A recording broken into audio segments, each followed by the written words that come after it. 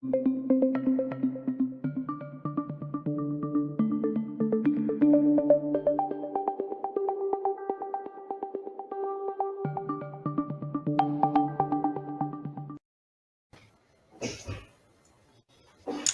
à tous. Bonjour à toutes et à toutes. Nous sommes ravis de vous retrouver pour cette émission sur la thalassémie lors de cette journée mondiale et ravis d'animer avec vous ce moment d'échange avec les patients. Nous allons, je crois, commencer à donner la parole à Alice Sattarpour qui va nous se présenter et ensuite les autres patients présents cet après-midi vont également se présenter. Ali, c'est à vous. Oui, bonjour, bonjour à tous. Au nom de la Fédération SOS Globi et en tant que vice-président, je suis ravi de me retrouver avec vous à cette table ronde de patients à laquelle je vais participer. Je me présente, je suis Ali Sattarpour, patient thalassémique, bêta-thalassémie.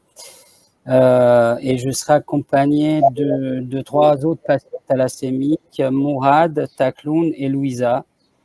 Et cette table ronde sera animée donc par la psychologue Marie-Pierre Lehougre et le docteur Bernit.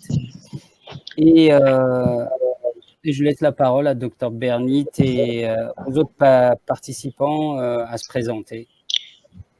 Merci Ali, bonjour. Je suis donc Emmanuelle Bernit, médecin interniste. J'ai travaillé de longues années à Marseille dans le centre de référence et je suis maintenant depuis 2 ans en Guadeloupe où il y a un petit peu moins de patients thalassémiques, mais on en a quelques-uns encore et je continue à avoir des projets avec le centre de Marseille. Je suis vraiment ravie, je remercie SOS Globi de m'avoir invitée à cette table ronde pour pouvoir échanger sur votre quotidien et qui n'est vraiment pas facile. Et je suis là, voilà, avec Marie-Pierre pour vraiment répondre à vos questions, vous accompagner dans ces échanges qui vont être très très riches, j'en suis sûre. Voilà, je vous remercie et je laisse peut-être Mourad. Mourad, je salue. Oui, bonjour docteur, comment allez-vous? Très bien, merci. Vous m'entendez? Très bien, oui, très bien. Merci. Ça, oui, très bien. Je vous remercie, ça. Merci. Ben moi, comme m'a présenté Madame Dr Bernit, là, je suis thalassémique, polytransfusé depuis l'âge de 6 mois à peu près. Voilà, j'ai été suivi la plupart du temps sur l'hôpital de la Chimone. J'ai eu un parcours à l'hôpital Henri Mondor quand j'étais étudiant là-bas pendant 3 ans. Voilà, donc j'ai une vie de thalassémie polytransfusée 1 fois par mois avec une chélation par périprox et tout se passe bien à peu près dans le meilleur des mondes entre guillemets. Vous m'entendez? Oui, très bien. Oui, très bien. Nous pourrions peut-être demander à Takloun de présenter également. Oui, bonjour. Je ne sais pas si vous m'entendez bien. Très bien. D'accord. Donc, je m'appelle Takloun Chung, je suis thalassémique intermédiaire, né à Hong Kong et je suis venu vivre en France à partir de mes 10 ans. Donc, j'ai été transfusé tous les mois depuis Hong Kong donc, et ça continue ici en France. J'habite à Belfort, dans une petite ville de l'Est de France. Du coup, en fait, pour ne pas se sentir isolé, je suis soigné à Henri Mondor. Donc, ça fait que tous les mois, je fais le voyage d'aller-retour. Très bien. Peut-être Louisa, je ne sais pas si… Je crois qu'elle ne sera pas là dans le chat. Il est dit qu'elle a un empêchement, qu'elle ne peut pas nous rejoindre pour le moment. Donc, moi, je ne me suis pas présentée encore. Je suis Marie-Pierre Lehougre.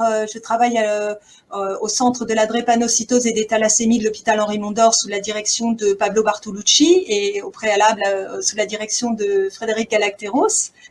Moi, je suis ravie de participer à cette table ronde parce que paradoxalement, je n'ai quasiment pas de patients thalassémiques qui demandent mon aide. Mais je me doute que malgré tout, il y a beaucoup de souffrances psychologiques liées à cette maladie très compliquée à gérer et qui demandent beaucoup d'efforts dans ces prises en charge. Et j'ai hâte de vous entendre parler de votre quotidien, peut-être de votre ressenti. Et puis peut-être, effectivement, commencer par une question un peu large. Vivre avec la thalassémie, qu'est-ce que ça sous-entend, qu'est-ce que ça veut dire. Alors peut-être, je ne sais pas si quelqu'un veut se lancer sur cette question un peu vaste, j'en ai conscience, mais qui va nous permettre d'entamer le débat. Ali, peut-être? Vivre avec la thalassémie, vous m'entendez? Oui. Oui. Vivre avec la thalassémie, c'est des transfusions tous les mois, donc notre vie est réglée par rapport aux transfusions et au reste, le chélateur de fer et tout ça. C'est les contraintes médicaux, en fait. C'est le rythme des traitements qui vous semble le plus lourd? Non, c'est surtout notre vie est rythmée par ça, en fait. Est rythmée. Tous les rendez-vous, tous les trucs professionnels, loisirs et tout se fait autour des rendez-vous et des soins. Voilà. Oui, donc pareil pour moi. Hein. Ouais. Vas-y. Je t'en prie. Oui, pareil pour moi. Donc depuis tout petit, en fait, donc la vie est rythmée par donc les transfusions. J'ai de la chance, donc moi c'est tous les 5 semaines, et des fois tous les 6 semaines, parce que je suis un thalassémique intermédiaire. Et avant, j'ai connu donc le Desferal qui était très lourd, que tous les soirs il fallait être piqué pendant 10 heures. Aujourd'hui, c'est beaucoup mieux, donc avec le Feriprox, donc les nouveaux produits. Donc par voie orale, c'est quand même beaucoup plus facile à prendre. Sinon, oui, la vie en général est rythmée de toute façon par les transfusions. Également pour les loisirs, pour les vacances, tout ça. À chaque fois, il faut voir vraiment plusieurs mois à l'avance pour calculer les dates. Oui. D'autres réactions peut-être? D'autres choses à rajouter? Mourad? Vous m'entendez? Oui. Vous m'entendez? Ouais. Oui. Alors, moi, je vais être... comment vous expliquer? Je suis un peu gêné, mais bon. Moi, j'ai jamais eu de problème avec la thalassémie. C'est-à-dire, je l'ai très bien accepté dès l'âge de mon plus jeune âge. Quand j'étais avant les années 2002, j'étais suivi à la Timone, on me transfusait toutes les 3 semaines avec 2 poches. Quand j'ai été monté à Paris, quand j'ai fait mes études, j'ai passé une licence technologie, le professeur Galacteros, il m'a dit pourquoi vous faites 2 poches, c'est débile, vous faites 3 poches tous les 4 semaines. Donc j'ai dit pourquoi pas. Et depuis à peu près 20 ans, j'ai ce rythme-là. Donc j'ai un rythme de 3 poches tous les 4 semaines, je me fais transfuser à 10,5. À côté de ça, j'ai une vie normale avec des enfants, un travail et des hobbies, de la boxe. Voilà, je vais au cinéma, j'ai une vie tout à fait normale. Et je me suis jamais posé la question de savoir pourquoi, comment, qu'est-ce qui s'est passé, qu'est-ce que je fais, je suis pas bien, la. Donc je vis. Alors c'est le but quand on me voit avec notre collègue, il me dit extraterrestre. Mais c'est la meilleure façon que j'ai de surpasser, entre guillemets, ces troubles psychologiques qui sont, à mon avis, un peu néfastes, quoi. Non, je pense que c'est écrit comme ça, il faut pas chercher plus loin. Et une fois qu'on a le tout, c'est de trouver entre le Feriprox ou le Desferal et la transfusion. C'est vrai que le Desferal, à l'époque, c'était un peu contraignant. Moi, j'avais trouvé une méthode, c'était de faire, je préparais mon Desferal sur 2-3 jours et je le mettais au frigo. Et après, bon, ça m'a jamais empêché de sortir, d'avoir une fréquentée. Et jusqu'à présent, voilà, il y a 1 heure, j'étais en train de faire de la boxe. Là, je suis avec vous. Après, je vais chercher mes enfants. Et la vie, elle doit continuer. Elle continuera avec ou sans moi, de toute façon. Excusez-moi de réagir aussi. C'est une façon marseillaise de voir les choses, je sais pas. Mais voilà. Mais je sais qu'avec avec Dora Bachir, avec Madame Bernit, là maintenant, je suis suivi par Docteur Jean. Voilà, j'ai jamais posé de questions sur les différents intervenants, les différents lieux, les passages de service à d'autres. Ça je m'en lave les mains. Moi, je fais mon transfusion on essaie d'avoir parce que là, il y a eu un problème avec le Covid. C'est vrai que au niveau des poches de sang, c'était un peu difficile. Voilà, on a essayé de mettre un protocole en place et on s'y tient et on se pose plus de questions et on avance. Voilà ce que si je peux m'exprimer ainsi.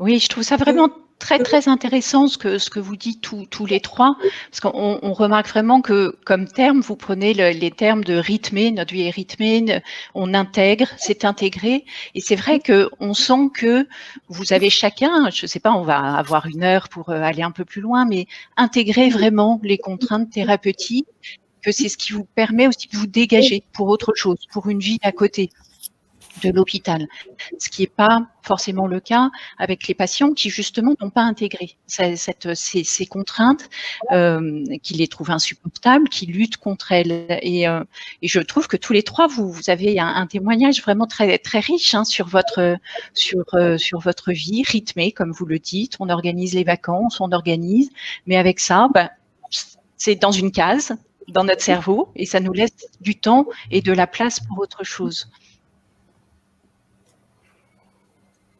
Absolument, j'ai la même impression que vous, Emmanuel. C'est vraiment la question de l'intégration, hein, l'idée qu'on en a fait un élément et presque qui fait partie de la vie, qui fait partie de l'équilibre du quotidien, du quotidien mensuel la plupart du temps. Hein, quand on vient en transfusion, en gros, c'est 3 à 5 semaines c'est rythmé sur 3 à 5 semaines. On voit bien chez Mourad que la question est intégrée. Il en a fait un élément avec lequel il cohabite, mais pas contre lequel il lutte. Je suis absolument d'accord avec vous. D'autres réactions, peut-être, sur cette question de l'intégration de la maladie, du rythme avec la maladie? Taklune? Oui, c'est comme je le disais tout à l'heure, ouais, et je comprends très bien Mourad de sa façon de voir. Mais ça, en fait, c'est quelque chose qu'on connaît vraiment depuis la naissance. Et je pense pas aujourd'hui que je pourrais faire autrement que ce rythme de transfusion.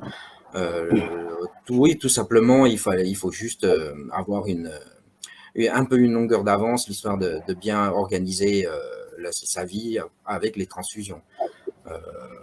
Oui, notamment le plus difficile, c'était avec les vacances, mais une fois qu'on a bien pris le rythme, on sait quand est-ce qu'on est libre pour pouvoir partir.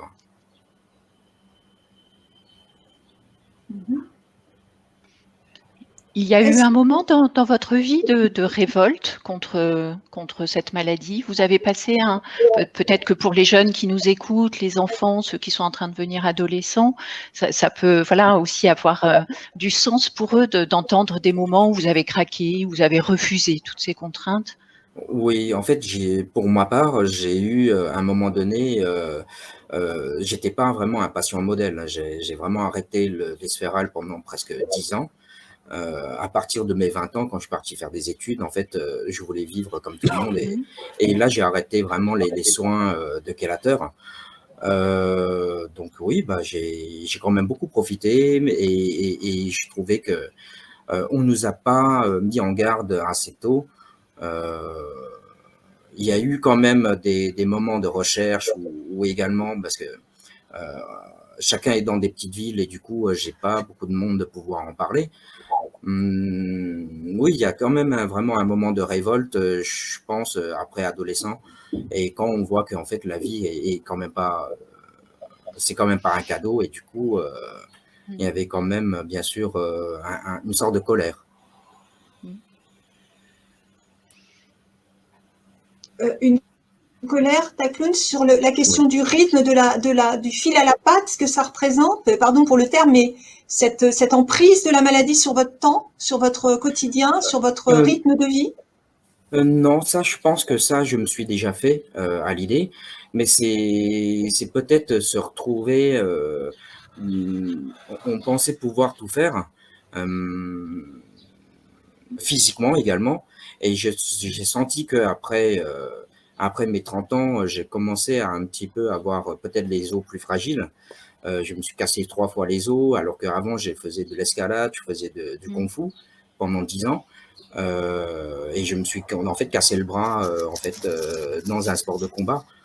Du coup, on se dit en fait, il y a des choses qu'on ne s'attendait pas. Et donc, la maladie nous rattrape quand même.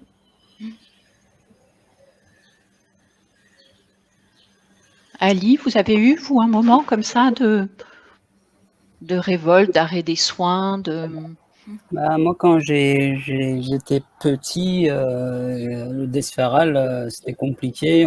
J'avais envie de.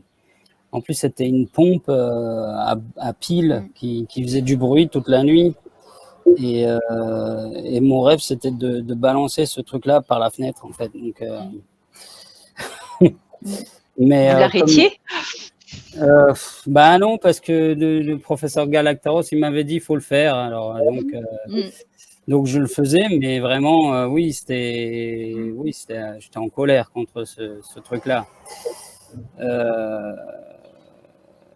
Et qu'est-ce que je voulais dire? Oui, comme il disait Takloun, effectivement, avec l'âge avançant, on s'aperçoit que la maladie nous rattrape, effectivement. On peut pas tout faire, en fait.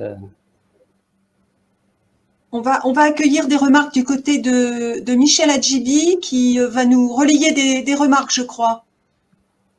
Bonjour Michel. On ne vous entend pas.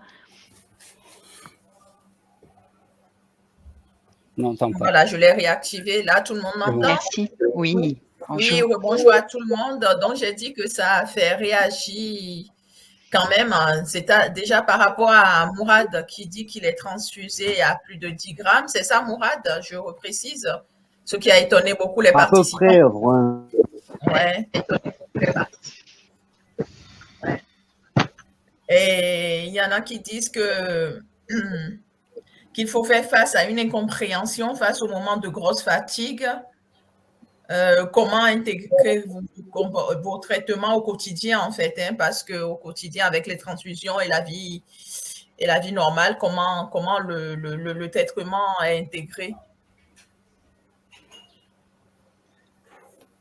Et il y en a qui disent que voilà, tout ces problèmes aussi de la méconnaissance de la maladie.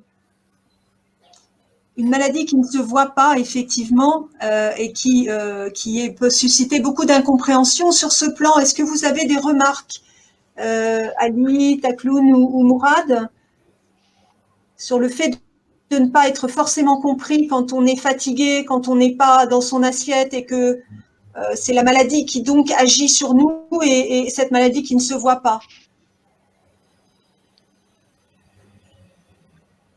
Qui veut prendre la parole sur cette question? Mourad? Vous m'entendez? Oui. Oui, on t'entend. Vous m'entendez? Excusez-moi. Bonjour Michel, ça va? Oui. Non, moi, ce que je sais que j'avais, quand j'étais sur Marseille, j'étais sur Paris, c'est vrai que j'avais un problème avec ma rate qui était dysfonctionnelle. Et c'est vrai que j'arrive pas à me lever. Et à cette période-là, j'en avais pas parlé à mes professeurs. Et bon, il faut, à un moment donné, si c'est plus visible, il faut en parler parce que c'est toujours mieux. Maintenant, je pense que si on arrive à trouver un équilibre avec un rythme transfusionnel, etc., et qu'on n'est pas obligatoirement m'aider par ça, vous avez de la mauvaise intention, entre guillemets, c'est pas. Voilà, comme je vous ai dit, je suis un exemple un peu particulier parce que j'ai complètement intégré, je me pose pas de questions, on m'en fout matin, midi, soir. Et ça peut être mal vécu pour certains de mes collègues parce qu'ils me disent mais t'es un extraterrestre, comment? Le tout, c'est son équilibre à soi.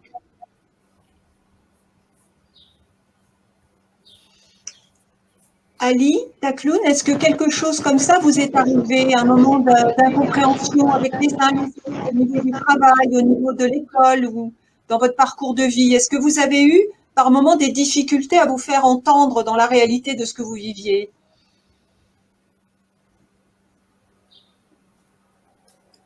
Bah, pour ma part, en fait, tout ça est vécu sous silence. Je ne sais pas si c'est à cause du calateur, donc j'ai vraiment du mal des fois à m'endormir. Je peux passer des nuits blanches, donc le lendemain ça se ressent. Et même déjà quand j'étais à l'école, j'avais quand même des nuits blanches. Euh, et du coup, il faut quand même faire les cours. Pendant le travail, c'était pareil.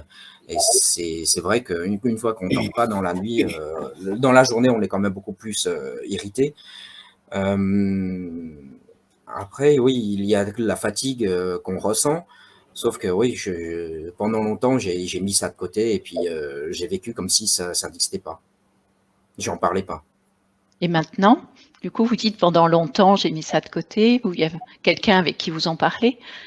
Oui, c'est vrai que en fait, depuis quelques années, donc je fais partie de SOS Lobby et j'en vois également d'autres thalassémiques et je me sens moins isolé dans mon coin et j'ai l'impression qu'on est un petit peu, on a un petit peu le même vécu. Donc c'est pas moi tout seul et ouais, je me suis fait, enfin j'ai fait la paix avec ça. Ali, peut-être une remarque sur cette question? Non, moi à part, je sais plus quelle était la question d'ailleurs. Initiale, on dérive les uns et les unes et les autres. Oui, pour la fatigue. Pour la Oui. fatigue Oui, le ressentie. fait de se sentir parfois incompris dans la réalité de ce qu'on vit avec cette maladie. Mais de toute façon, puisque dans le monde professionnel ou dans le monde à l'école et tout ça, on n'en parlait pas.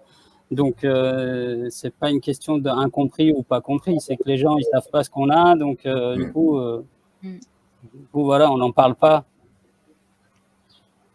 Donc, on cherche pas à être compris en fait. Hein. Ouais. Enfin, moi pour ma part. Hein. Je crois qu'il y a vraiment deux choses vraiment intéressantes que vous faites très bien ressortir les uns et les autres. C'est parler aux professionnels de santé. Hein, Mourad, vous racontez cette histoire de rate qui vous a gêné pendant des mois ou des années et que vous avez mis du temps à en parler au professeur Galacteros. Donc, c'est vraiment ce dialogue important avec les soignants, avec les équipes qui vous prennent en charge, hein, je crois, et de parler de l'insomnie, de parler d'une pesanteur gastrique, de parler vraiment des choses, même si vous avez l'impression que ça n'a rien à voir. Et comme vous le disiez très bien, Taklune, c'est parler avec ses pairs, hein, parler avec des patients. Je crois que vous faites, voilà, tous vous êtes assez actifs les uns et les autres sur le plan associatif dans les différentes villes où vous êtes. Et ça, je pense que c'est aussi, je pense qu'on a besoin vraiment de ça. Et puis qu'importe parfois si le public, le travail ne comprend pas votre fatigue, si vous vous sentez par ailleurs très soutenu, je pense, hein, avec des questions qui sont bien posées et avec les équipes soignantes et entre pairs. Hein. Je crois que vous vous aidez vraiment les uns les autres. Ouais. J'ai une question sur vos choix professionnels. Et est-ce que vous avez l'impression que la maladie vous a empêché de réaliser ce qui vous intéressait dans la vie? Alors, la question ne s'adresse pas prioritairement à Mourad, qui apparemment a fait de cette maladie vraiment... il n'y a aucun souci, les choses sont vraiment faciles pour vous. Je plaisante, Mourad, hein, quand je dis ça. Bien évidemment, vous avez le droit d'intervenir. Mais est-ce que vous avez eu l'impression que vous avez été un peu contraint de raboter un petit peu vos désirs face au monde du travail ou le sport ou je ne sais quoi, quelque chose qui vous intéressait et que vous avez été obligé de ne pas faire à cause de la maladie? Forcément, en fait. Hein. Forcément. Hein. Moi, quand j'étais petit, je voulais être footballeur. J'ai très vite compris que c'était pas possible. Donc, Pareil, oui. Ouais. Et ça a été géré comment, ça? Beaucoup de frustration. Comment vous avez fait pour renoncer, justement Est-ce que ça a été difficile? Est-ce que ça a été compensé par autre chose? Je ne sais pas. Non, après, on fait avec. On se débrouille autrement, on fait autre chose, quoi. Moi, je pense que j'ai eu ça fait partie à un moment donné de mes colères.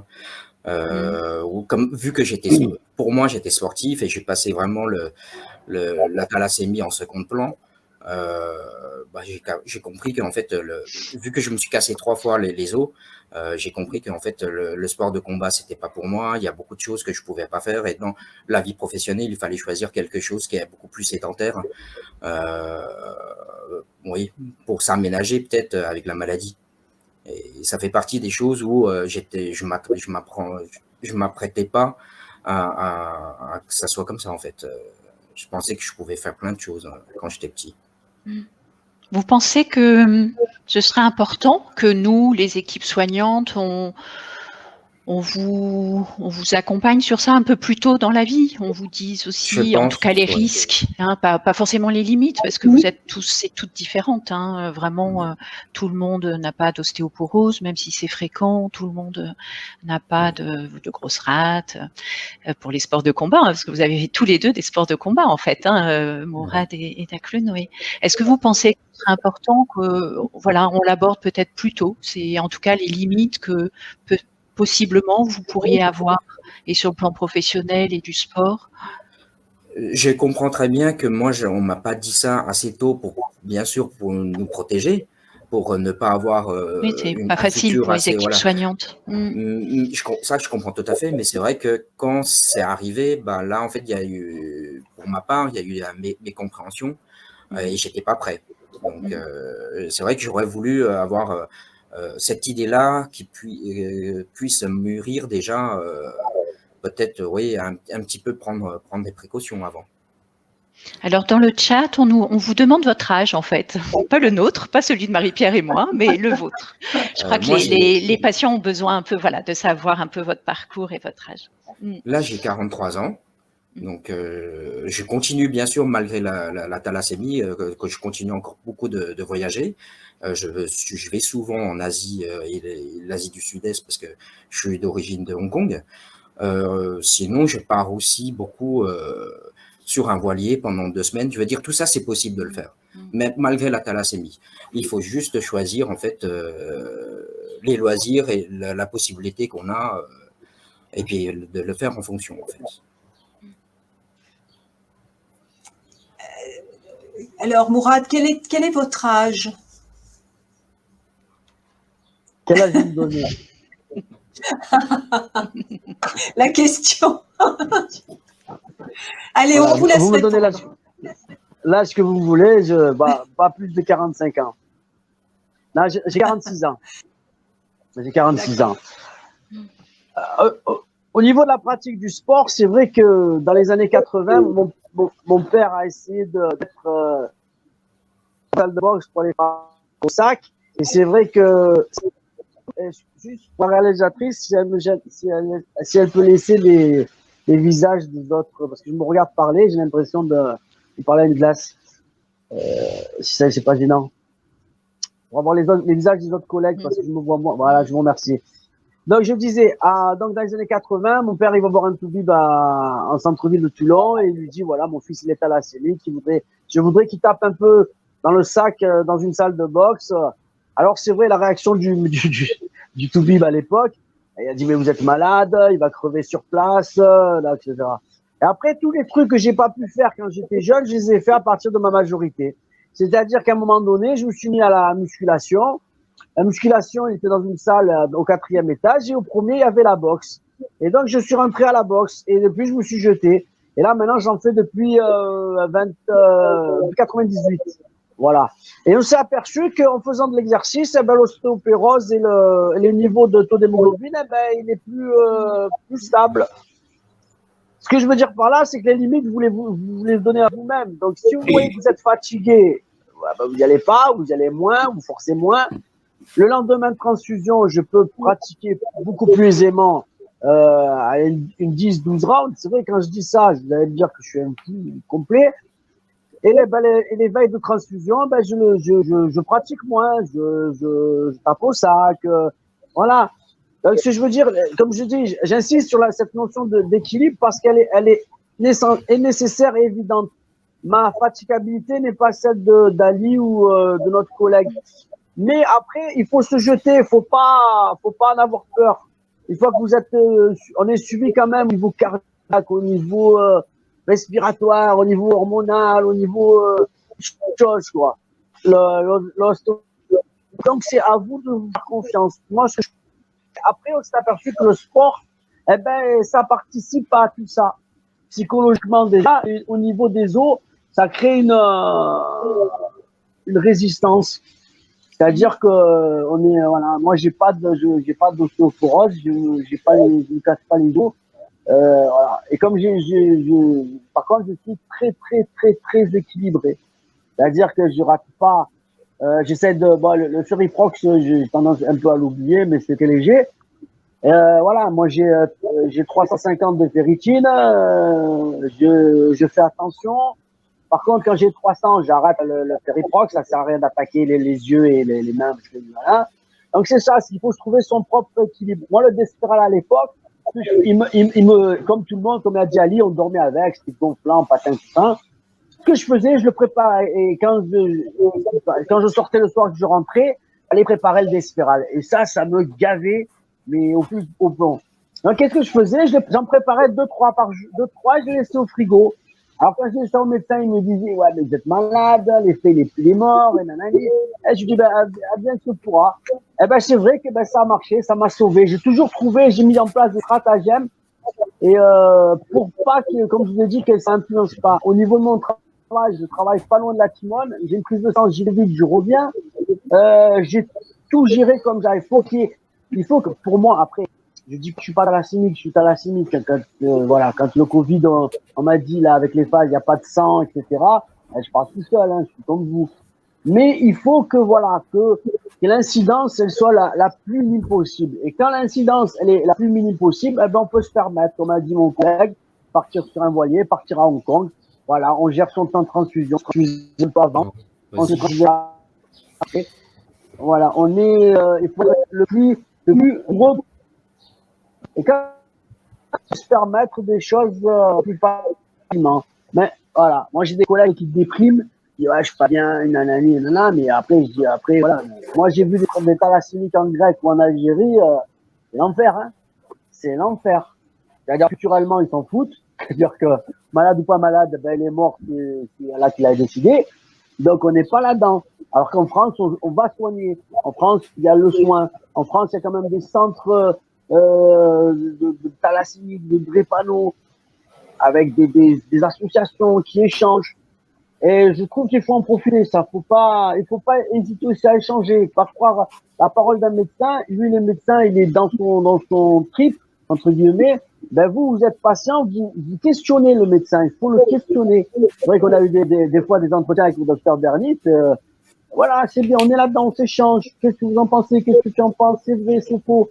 Et il y a toujours dans comment ça s'appelle? Dans la réflexion et et être positif, parce que sinon, c'est vrai qu'on peut très vite déprimer. Et le thalassémique, il doit s'accepter. C'est vraiment une histoire d'acceptation. On doit s'accepter, on doit avancer, on doit faire avec. Une fois qu'on fait ça, on passe un cap. Et il faut se permettre des choses. Sinon, on vit que plus que ça, là. Quand elle est transfusée, quand elle se monte Despiral, quand elle se fait l'échographie de ci, l'échographie de ça. Voilà. Je pense que c'est le meilleur exemple que je peux donner, c'est celui-là. Après, je suis pas scientifique, moi. Je suis juste mourad. Ali ne nous a pas donné son âge. 46. 46 ans. Vous êtes dans un mouchoir de poche, là, hein, tous les trois. Même génération. C'est ça, Ouais. c'est ça. Alors peut-être qu'on peut revenir sur cette histoire de génération, parce qu'effectivement, ce que vous dites, c'est que quand même, ce sont les soignants au départ qui vous ont dit attention, pas de sport, il y a l'anémie, il y a la fatigue. On disait la même chose il y a 20 ans chez les patients drépanocytaires. Et c'est juste aussi pour vous rappeler que nous aussi, on fait des progrès, en fait. La maladie, la connaissance de la maladie a fait un bond en avant depuis 20 ans, que vous êtes cette génération qui avait vécu l'absence de chélateur oral, par exemple. Vous l'avez vu, alors que les plus jeunes, je pense, vont vivre différemment. D'abord avec cette facilité de la chélation, mais également cet accompagnement pour le sport, l'activité physique. Probablement qu'on transfuse mieux aussi qu'auparavant, puisqu'on arrive à mieux chélater, hein, donc on met des barres d'hémoglobine transfusionnelle plus haut pour que vous soyez bien, que le développement soit harmonieux. Et là encore, pour s'il y a des parents qui nous écoutent ou des très jeunes, je pense que c'est vraiment important de dire que vous êtes une génération qui avait connu quand même la difficulté des culots populaires, la difficulté de la chélation, et avec aussi des connaissances qui se sont améliorées depuis, notamment tout ce qui est l'atteinte endocrinienne, qui induit l'ostéoporose, qui induit des troubles parfois de la stature, l'hypothyroïdie, le diabète, tout ce que vous connaissez, que ça, il y a quand même d'énormes progrès depuis 20 ans sur cette prise en charge.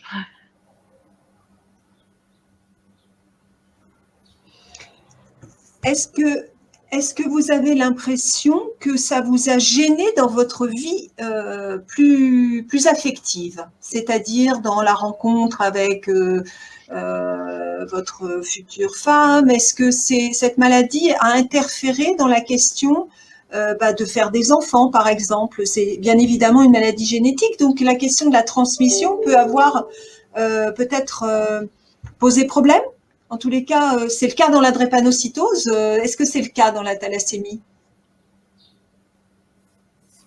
Pour moi, personnellement, oui. De quelle façon, Tacloun, alors? Peut-être que je me laisse moins se lancer, moins de liberté. La peur de parler de ça, en fait, avec peut-être la personne... et du coup, ouais, j'en parle pas. Donc, c'est vrai que ça fait des freins. Est-ce que vous attendez les questions? Parce que quand on vit avec quelqu'un, on voit bien les médicaments que prend l'autre. À quel moment vous décidez d'en parler? Et qu'est-ce qui vous empêche finalement d'en parler? Est-ce que vous avez compris ce qui vous empêchait? Non, c'est intéressant parce que je pense que... Allez-y. Oui, excusez-moi. Je pense que c'est juste un frein que je me suis mis, en fait. Oui. Ouais. Et du coup, je me bats encore pour essayer de passer outre de ce frein-là.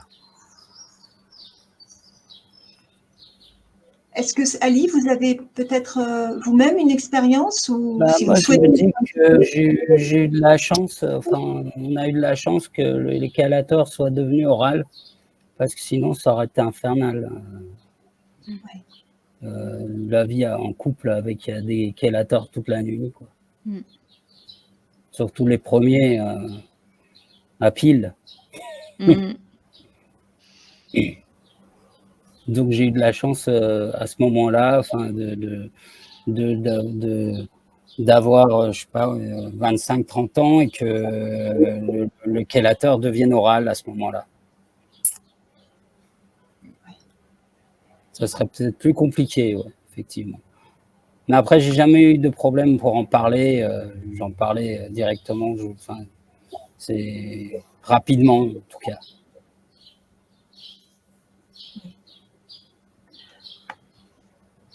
Mourad, peut-être, sur cette question. Est-ce que ça vous a gêné dans la rencontre avec votre épouse? Non, non, après, moi, j'étais marié j'ai été marié, j'ai divorcé, je me suis remarié. Voilà, donc, non, j'ai pas laissé le choix.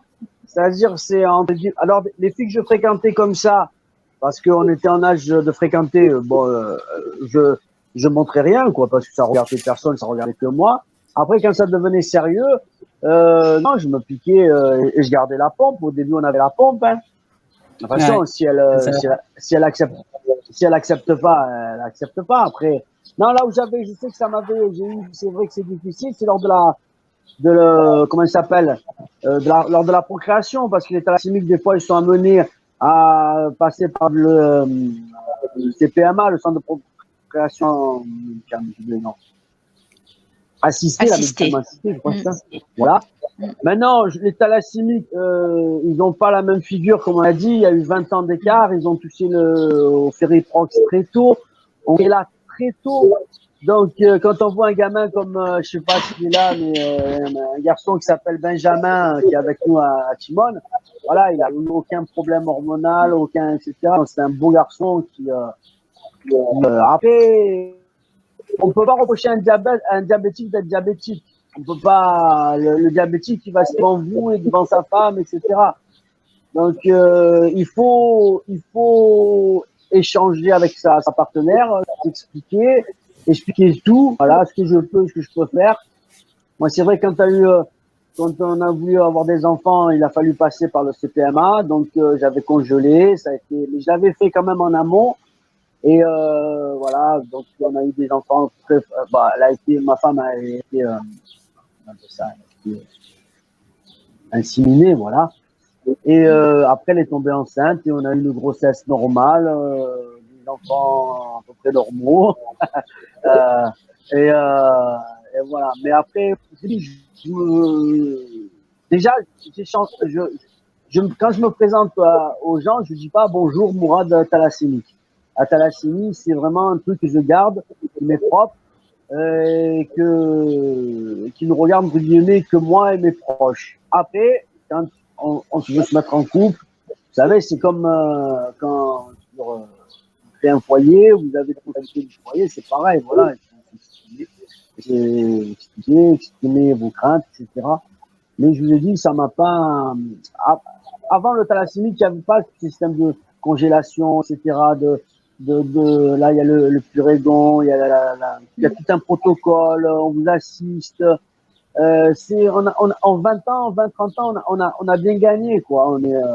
Et les jeunes thalassémiques, ils ont pas très peu de problèmes, tout ce qui est puberté, retard, ça devient, peut-être dans 10-15 ans, ça va être obsolète. Mais je vous ai dit, voilà, j'ai toujours parlé, j'ai jamais eu de problème à m'expliquer, mais après, c'est vrai que après une relation de 2 semaines. D'autres remarques vont arriver avec Benjamin Carpentier qui va nous faire part d'autres questions tout à fait intéressantes. Benjamin, on vous écoute. On vous entend pas. Le son est coupé. Voilà. Le son est coupé. Voilà. On ne vous entend pas. On ne vous entend pas.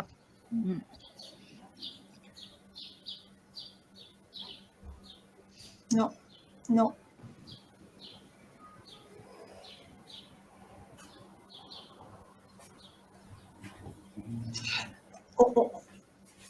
On voit très bien que effectivement la question de supporter la maladie, de rencontrer l'autre dans un objectif évidemment de faire couple, ça engage soi, mais ça engage l'autre aussi. Et Mourad, vous le dites très très bien, il faut en passer par une PMA. Une PMA, c'est une médicalisation effectivement de la procréation. C'est pas évident à vivre pour la femme. Donc c'est vrai qu'il y a toute cette dimension aussi de faire supporter d'une certaine façon la maladie ou les conséquences plus exactement de la maladie à l'autre, au conjoint, et c'est une dimension effectivement très très très importante. Effectivement, il y a la question aussi du suivi de la grossesse, Alors Emmanuel, qu'est-ce que vous pouvez nous dire de ça, de la grossesse Alors, c'est vrai que la grossesse est particulièrement suivie. En général, on a besoin d'augmenter le régime transfusionnel. Et par exemple, pour les femmes qui ne sont pas dépendantes des transfusions, les thalassémiques intermédiaires vont pouvoir, pendant la grossesse, avoir besoin d'un régime transfusionnel. On arrête la chélation pendant la grossesse. Pour celles qui ont une pathologie d'organes, cela va être particulièrement surveillé. En cardiologie, par exemple, s'il y a déjà une petite atteinte cardiaque. Mais en général, ça se passe très bien, en fait. Ça vous oblige effectivement un renforcement de toute cette surveillance. Hein. On va se voir tous les mois et non pas tous les 3 mois ou tous les 6 mois. Vous allez voir le gynécologue aussi à partir du 2e trimestre. Vous allez le voir tous les mois. Mais en général, il n'y a pas de difficulté particulière. On a besoin d'avoir un taux d'hémoglobine plus haut pendant la grossesse, parce que chez toute femme, de toute façon, il y a une baisse de l'hémoglobine. Donc, c'est l'élément essentiel.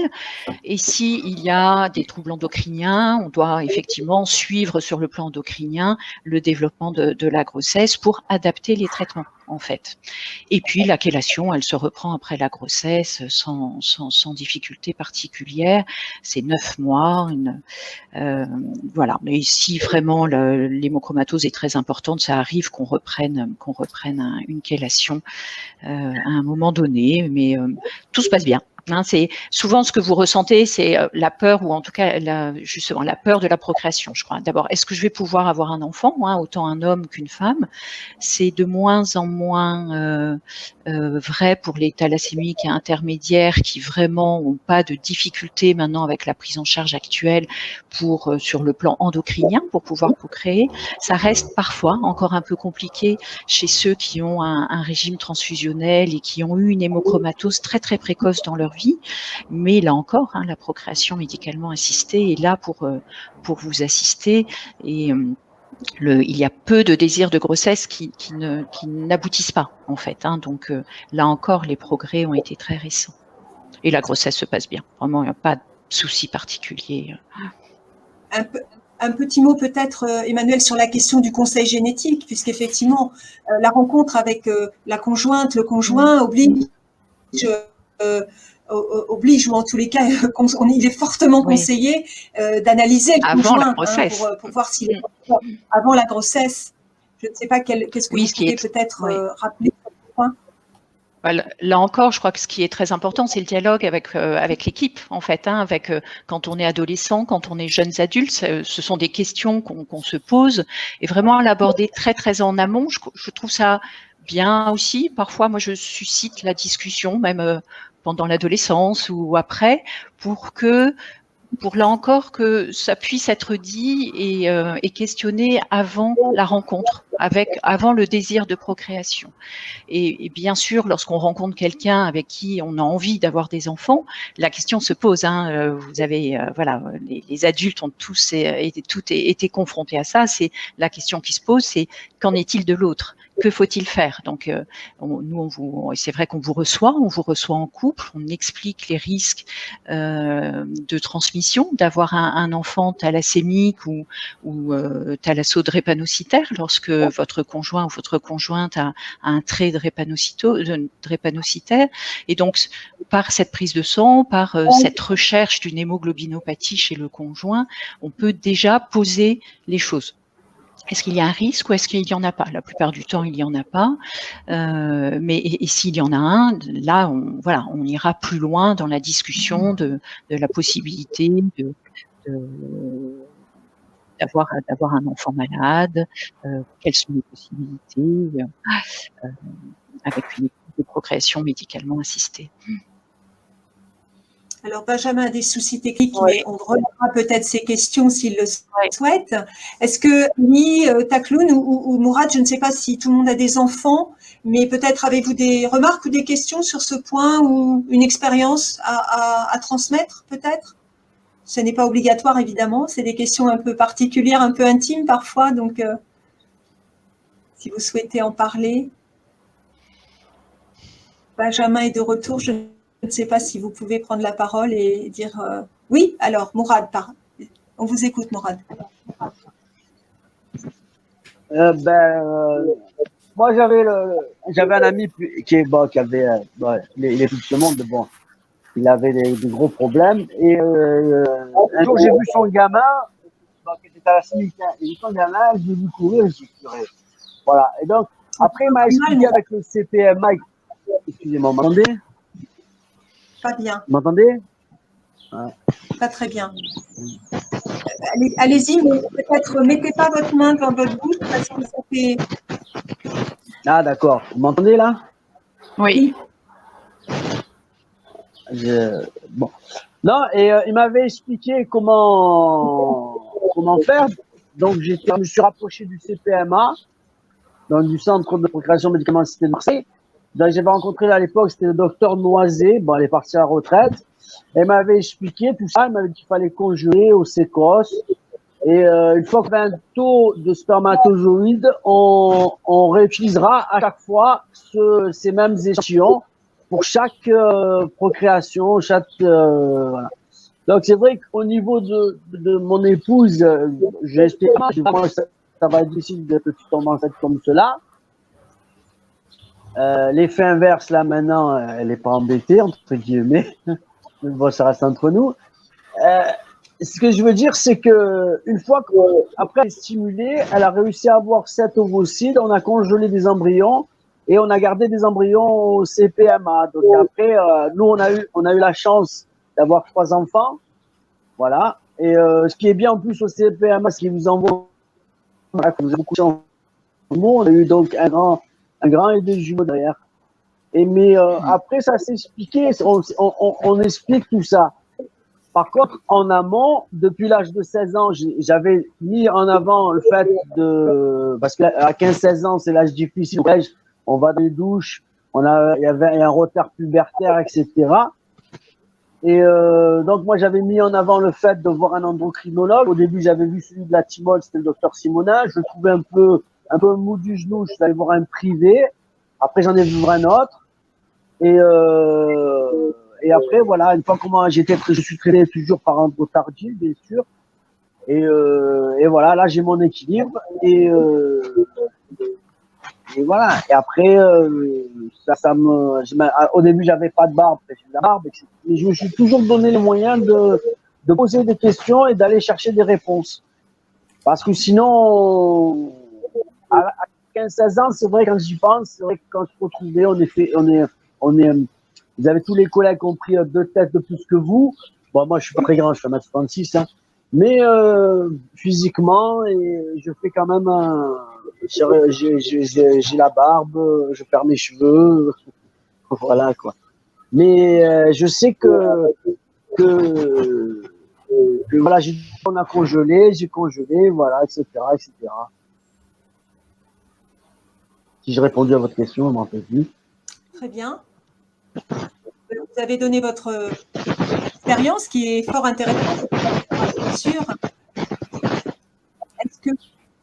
Est-ce que vous voulez rajouter quelque chose, Ali ou Takloun, sur ce point? Cette question fort importante de la rencontre du couple et des enfants. Oui. Bah, moi, j'ai pas d'enfant encore, donc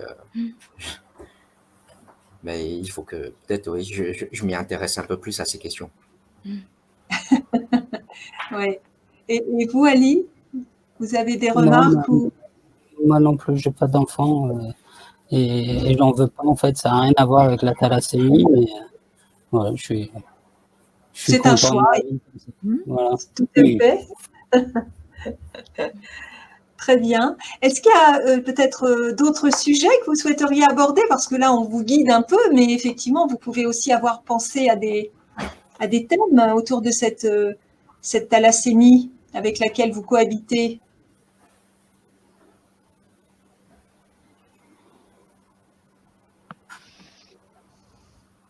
Non? On a compris que vous étiez... on a compris que vous en aviez fait votre affaire, mais c'est une cohabitation parfois un peu complexe.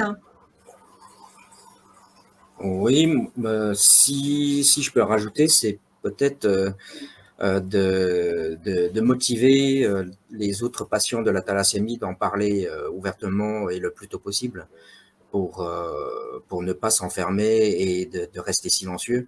Parce que je pense que ça, c'est assez dur de se retrouver isolé ou d'avoir des questions sans réponse.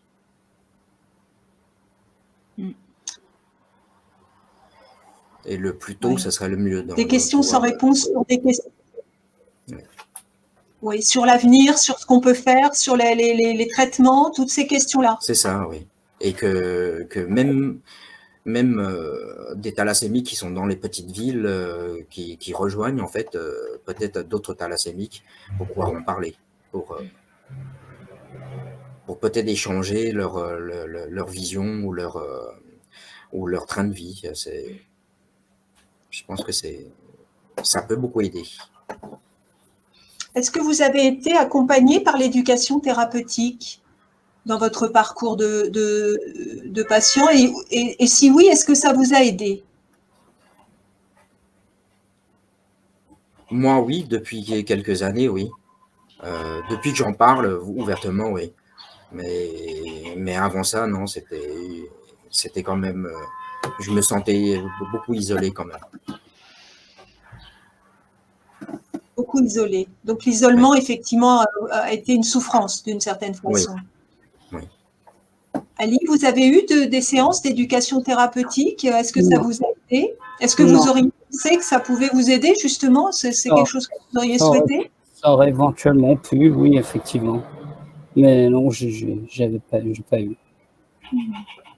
Et Mourad, non plus? On ne vous entend pas, Mourad, mais peut-être que... Oui, on en a eu à Marseille, on en a eu un petit peu, oui, bien sûr. Après, est-ce que ça m'a aidé? Non, ça a aidé plus mes collègues, quoi, entre guillemets. Mais je réitère mes propos, quoi. C'est l'acceptation qui fait le thalassémique. Une fois que vous acceptez votre vie, vous trouvez votre équilibre, ça s'ouvre devant vous, hein. Bien sûr. C'est l'accompagnement des parents, déjà, parce que bon, se retrouver avec un enfant handicapé, pour les parents, c'est difficile à accepter parce qu'on ne se projette pas. Et on dit, moi, pour vous donner un exemple, à l'époque, ils disaient que la thalassémie, ça passait pas 20 ans. Et là, maintenant, on se retrouve avec des thalassémiques qui sont proches retraite. Et donc, les progrès font que la prise en charge globale, elle est plus performante. Alors, on peut se retrouver, bien sûr, comme mon collègue là, qui habite à Besançon, dans un des petits bourgs, où il vous dit la thalassémie. Ah, mais oui, c'est vrai, là, mais c'est pas grave. Donc voilà. Même moi, à Toulon, quand je vais faire des échographies, je dis que je suis thalassémique majeur, pour y transfuser. Il faut un instant, il faut 10 secondes de radiologue pour qu'il comprenne, qu'il retourne dans ses études de médecine pour se rappeler qu'est-ce que la thalassémie. Mais après, vous avez des centres de référence comme Mondor, comme la Timone, où il y a beaucoup, où il y a une expérience de 60 ans de pratique.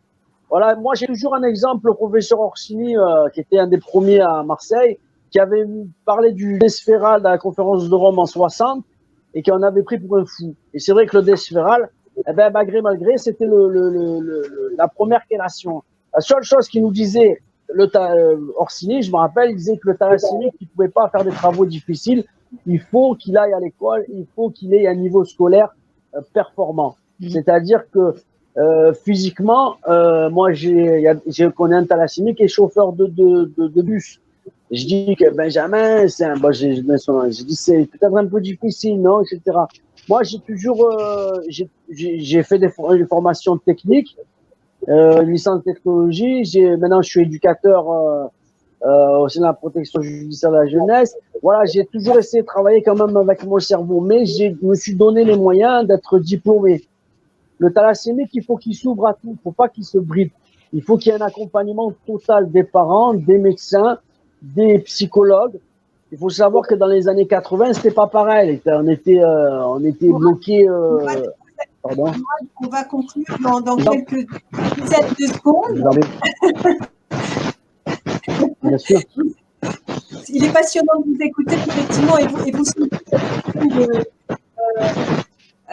cette question d'avenir et cette question de produire dans la vie. Vous avez raison. Se lancer dans les études, faire des études, c'est se donner effectivement des moyens. Je ne sais pas combien de temps il nous reste, mais nous allons nous arrêter. Il ne reste plus, oui. Voilà, Emmanuel, je te laisse la parole. Non, je voulais vous remercier pour vos témoignages et vos partages. Nous, on continue de vous accompagner. On a besoin de ces mots, nous aussi, hein, les équipes soignantes. On a besoin de vos retours. On a besoin de parler. Je crois que pour tous ceux qui vous ont écouté aujourd'hui, c'est vraiment important de voir. Voilà, je crois que Marie-Pierre, vous l'avez dit, hein, on finit sur l'avenir et vous avez tous 40 ans, encore des projets, une vie professionnelle riche, une vie personnelle riche, des activités multiples et c'est vraiment très important de montrer et je pense que c'est très fort pour les jeunes générations qui arrivent de thalassémiques. Merci à vous, en tout cas, je suis ravie.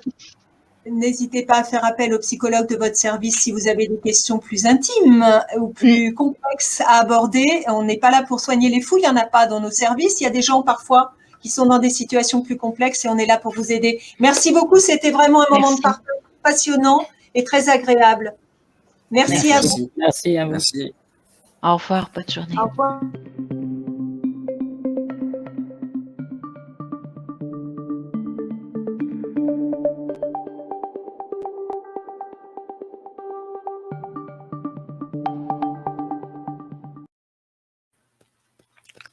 Bonjour à tous. Alors donc, vous m'entendez?